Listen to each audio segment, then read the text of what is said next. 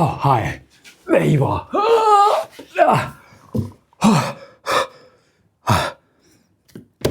You missed last session, and that's okay.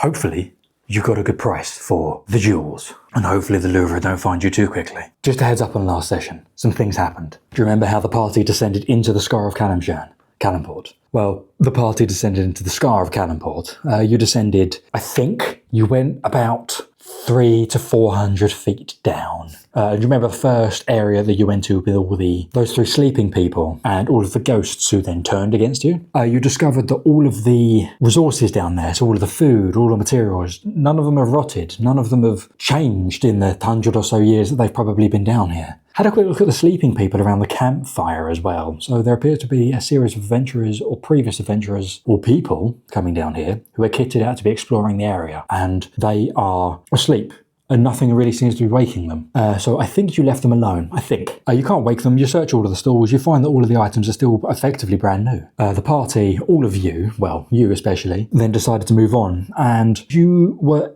moving through the dropped streets of former Calimport, and every few hundred feet you would find another campfire with another set of adventurers who were asleep, none of which were waking up. Very strange. The place was totally silent apart from that. You do eventually get to the edge of this portion of the fissure, and you did have to do some climbing. This portion of fallen Calimport had, well, fallen into an even bigger hole, and there were some pillars that you had to traverse, where the party did eventually successfully traverse those pillars after some shenanigans with crafting of ladders in an impromptu fashion, which actually worked really well. Having to fight some ghouls whilst some of you were balancing, that was less than ideal, but you did eventually get through. And then you have descended effectively another 150 or so feet, so you're about 500 feet below surface at the moment. You can't see above you because there's a big black cloud, and it appears to be getting colder in here as well. The further down you go, the colder it gets. And we ended the session with you heading further in